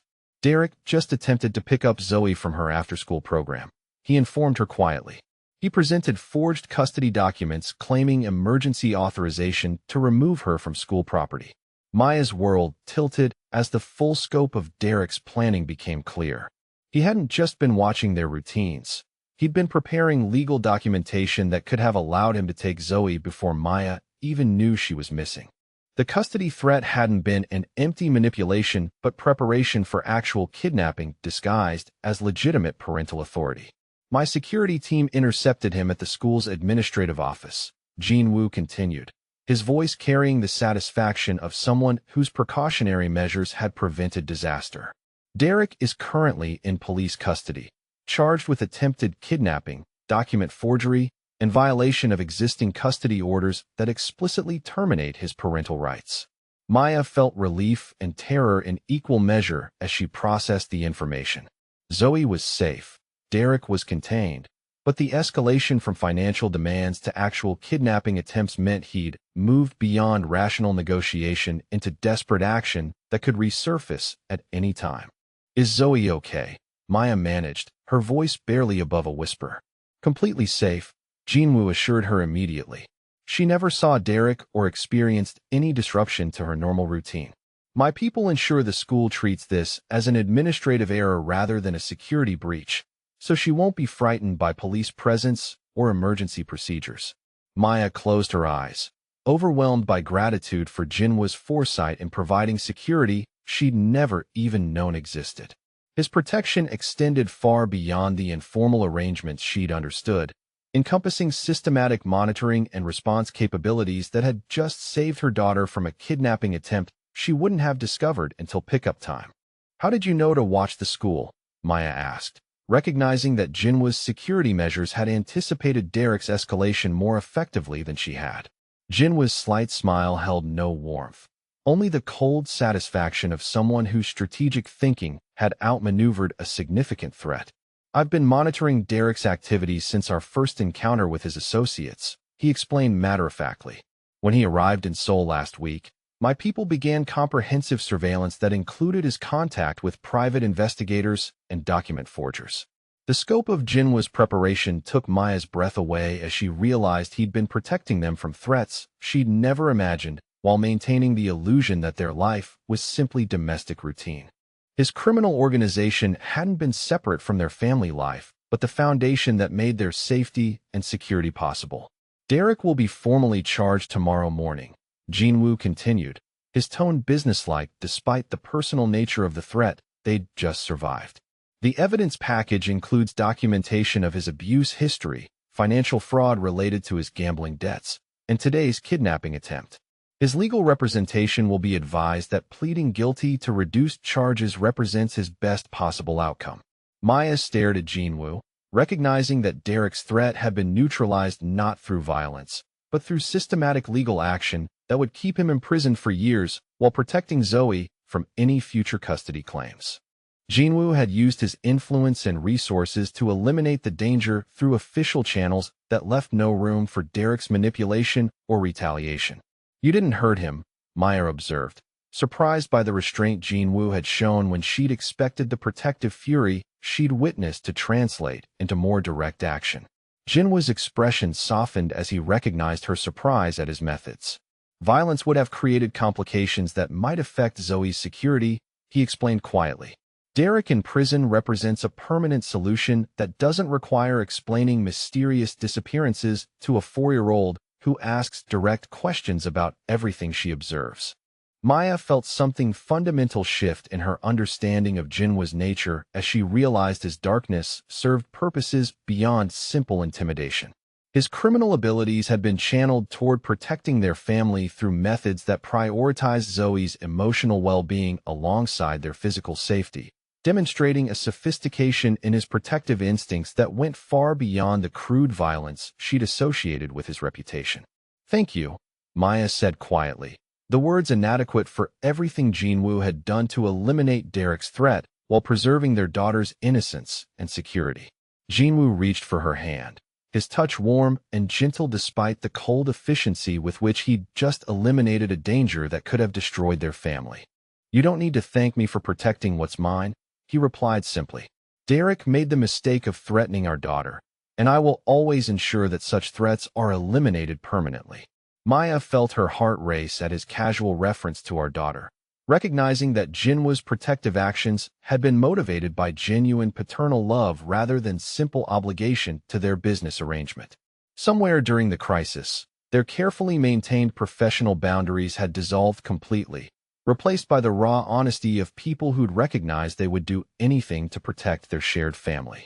As Jinwoo outlined the security measures that would remain in place to ensure Derek could never threaten them again, Maya realized she loved him not despite his criminal nature, but because he used his dangerous capabilities to create the safety that allowed her and Zoe to thrive. His darkness served their light, his power protected their vulnerability, and his love had proven itself through action that eliminated threats most people couldn't even identify, much less neutralize. 1 week after Derek's arrest, Maya found herself sitting in a lawyer's office that rivaled Jinwoo's business headquarters for its display of expensive efficiency, watching Jinwoo sign documents that would fundamentally alter the legal structure of their family. She'd expected this meeting to address the remaining complications from Derek's custody attempt, but the papers spread across the mahogany conference table represented something far more permanent and profound. "Mr. Park," the family law attorney said with deferential respect as he organized the completed paperwork, "the adoption petition is now ready for court filing. Given Mr. Derek Thompson's conviction and formal termination of parental rights, there should be no legal obstacles to your request for full adoption of Zoe Thompson." Maya felt her breath catch as the full scope of what Jinwoo had arranged became clear. He wasn't just protecting Zoe from Derek's future threats. He was claiming legal fatherhood that would make their family bond permanent and unbreakable. The adoption would give Jinwoo all parental rights and responsibilities while ensuring that no one could ever again question his authority to protect their daughter. Jinwoo's dark eyes met Maya's across the conference table, a silent question about her feelings regarding this dramatic step he'd taken without consulting her first. Maya recognized both his certainty about wanting to become Zoe's legal father and his concern that she might view his actions as presumptuous rather than protective. "The timeline for finalization is approximately 6 weeks," the attorney continued, apparently interpreting Maya's silence as consent rather than overwhelming surprise. "Given Mr. Park's standing in the community and the clear evidence of his commitment to the child's welfare, the court will likely expedite the proceedings." Maya nodded mutely, still processing the reality that Jinwoo was prepared to take legal responsibility for Zoe's entire future, from education expenses to medical decisions to inheritance rights. This wasn't a temporary arrangement that could be dissolved if their relationship changed. It was permanent commitment that would bind him to their daughter regardless of what happened between the adults. During the quiet ride back to the estate, Maya finally found her voice to address the magnitude of what Jinwoo had just initiated. "You want to adopt Zoe legally," she said, needing to hear him confirm the decision that would change all their lives permanently. "Yes," Jinwoo replied without hesitation, his voice carrying the certainty that had characterized all his major decisions since they'd known him. "She's my daughter in every way that matters."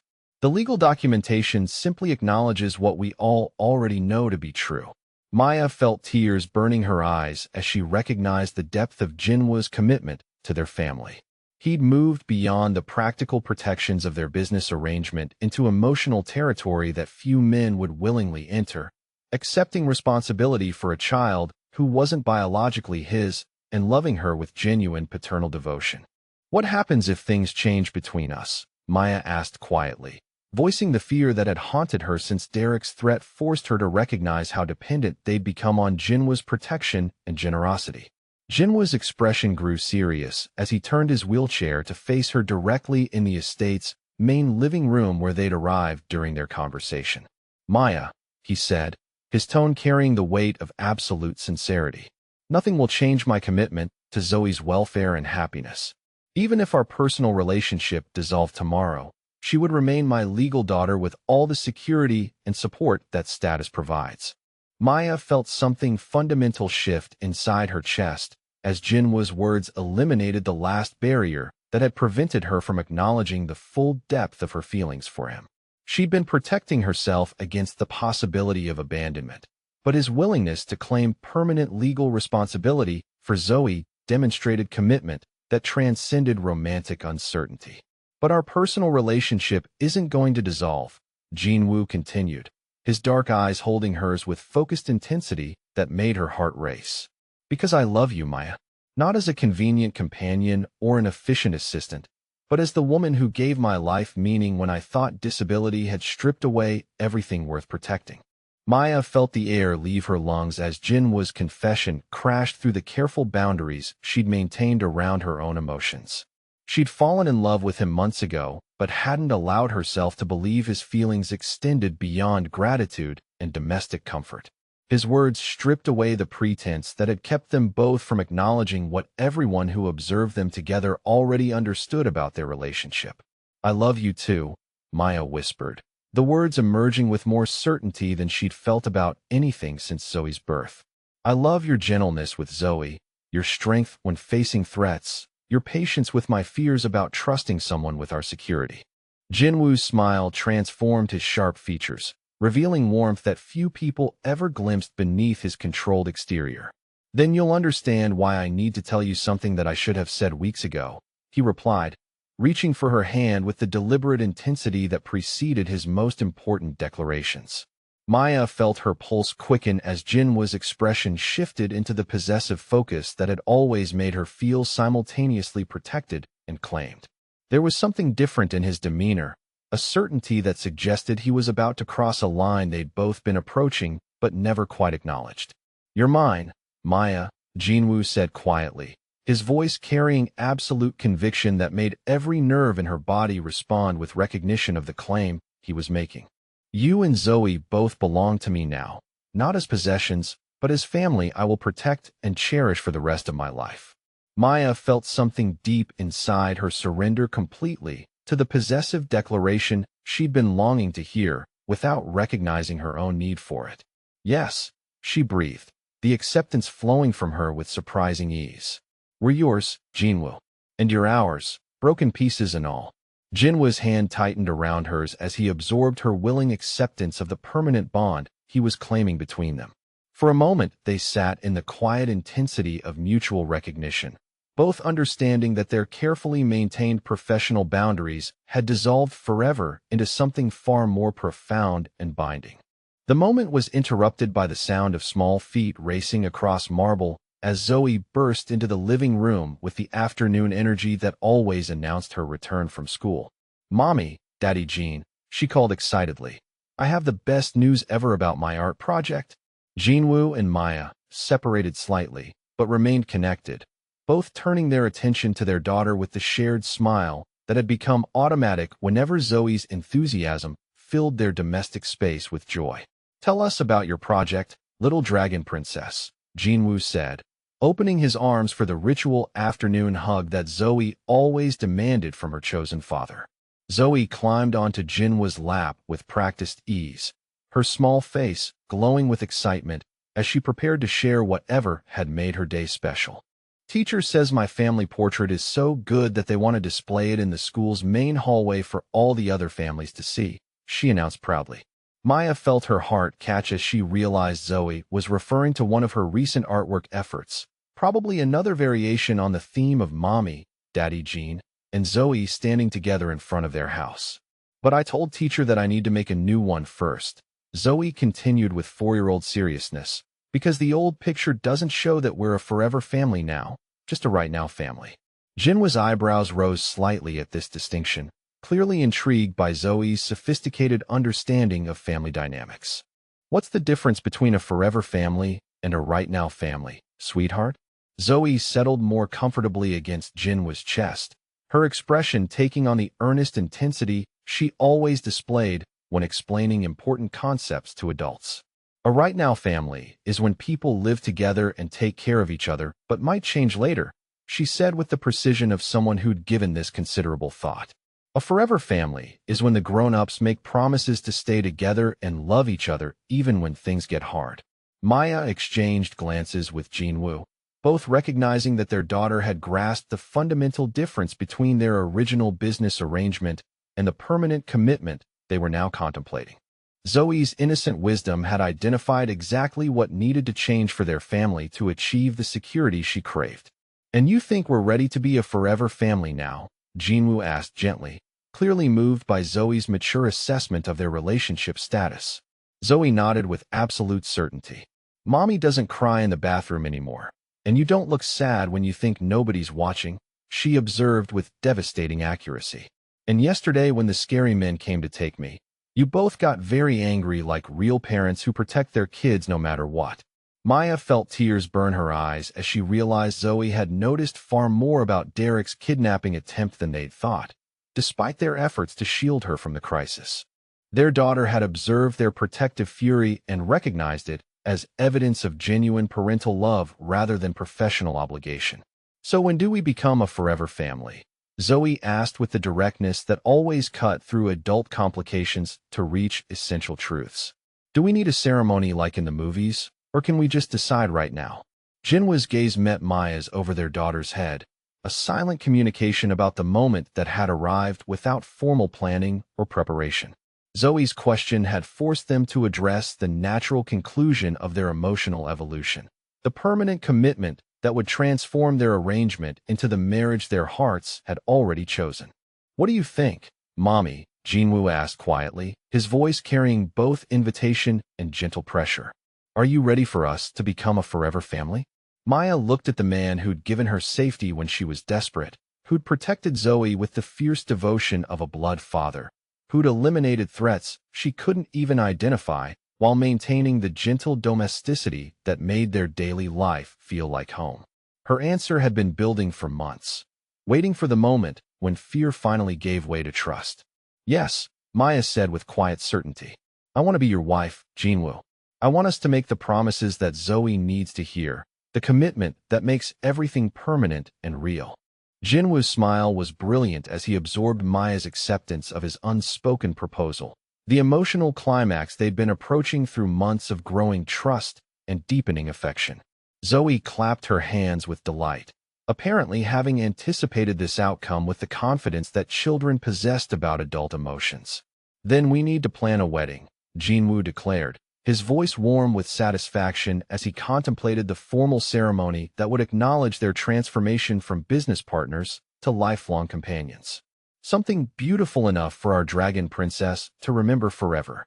Over the following month, Maya discovered that Jinwoo approached wedding planning with the same systematic thoroughness he brought to business negotiations, though his attention to her preferences and Zoe's excitement revealed the personal investment that distinguished this project from his professional dealings. The ceremony would be intimate but elegant, held in the estate's gardens with only the closest family friends and business associates whose relationships had supported their unconventional family formation. Maya found herself overwhelmed by Jinwoo's attention to details that honored both their individual histories and their shared future. Her wedding dress was custom designed to complement his formal wheelchair, while Zoe's flower girl dress made her feel like the dragon princess she'd always claimed to be. The ceremony itself would include Zoe as an active participant, with special vows acknowledging her central role in bringing her parents together.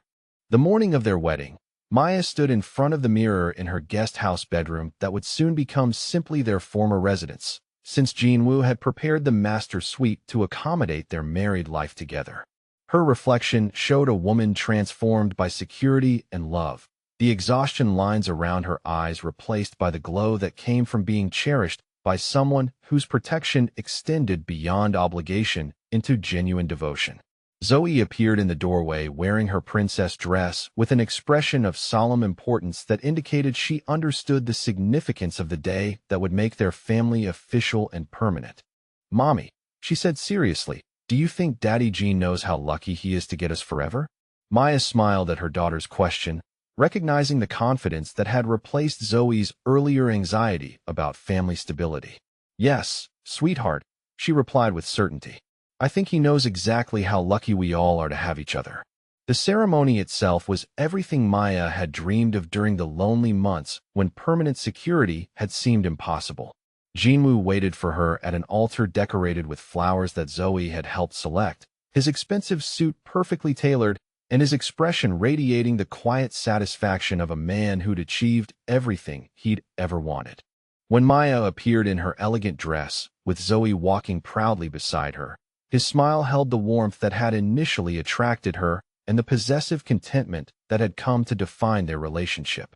The vows they exchanged acknowledged the unconventional beginning of their love story, while promising the conventional faithfulness that would sustain their marriage through whatever challenges awaited them.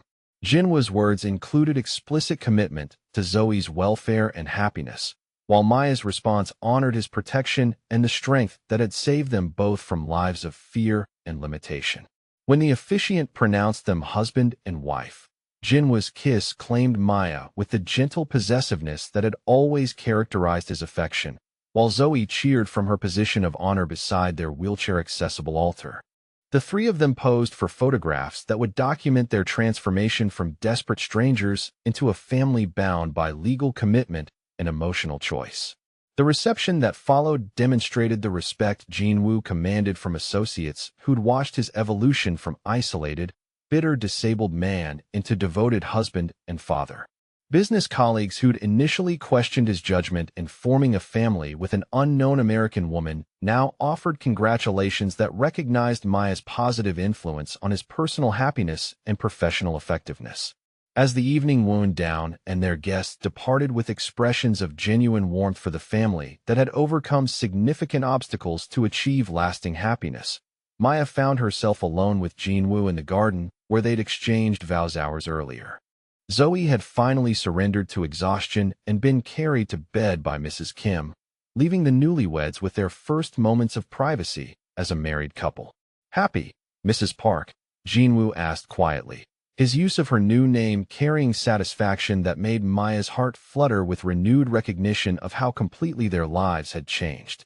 "Completely," Maya replied, settling into the garden chair beside Jinwoo's wheelchair as they looked out over the estate that had become their permanent home. "When I was working at that restaurant, hiding bruises and counting coins for bus fare, I never imagined that life like this was possible." Jinwoo reached for her hand, his touch warm and familiar as they contemplated the journey that had brought them from desperate strangers to devoted spouses. "When I was sitting alone at that restaurant table, abandoned by another date who couldn't see past my wheelchair, I thought I'd spend the rest of my life isolated from the kind of connection that makes power worthwhile," he admitted quietly. Maya squeezed his hand, remembering the lonely man she'd first encountered and marveling at his transformation into the confident husband and father who now anchored their family's security and happiness. "Zoe was right about us being a forever family now," she said with deep contentment. "We've made the promises that mean nothing can separate us."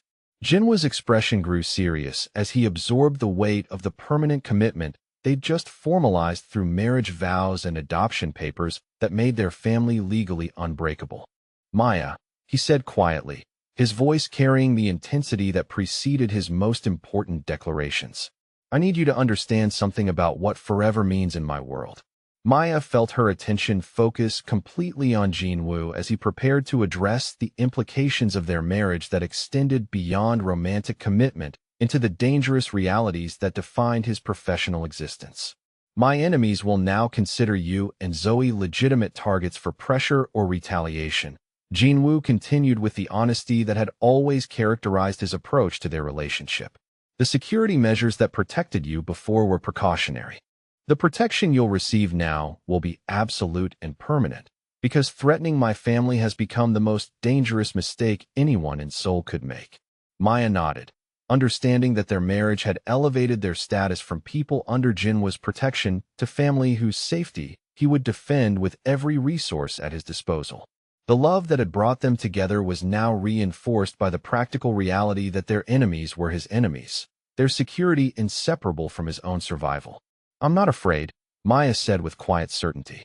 "Whatever dangers come from loving you, they're nothing compared to the life you've given us. Zoe will grow up safe and educated and loved, and I'll spend every day married to a man who chose our happiness over his own convenience." Jinwoo's smile held the satisfaction of someone who'd achieved not just personal happiness, but the security that allowed the people he loved to thrive without fear. "Mrs. Park," he said, his voice warm with possessive contentment, "you and our daughter are the most valuable acquisitions I've ever made, and I protect my investments with methods that ensure their permanent prosperity." Maya laughed at his characteristically businesslike way of expressing romantic devotion, recognizing that Jinwoo's love would always be demonstrated through actions that created tangible security rather than mere emotional comfort. His protection was practical, his affection was possessive, and his commitment was absolute in ways that made conventional romance seem fragile by comparison.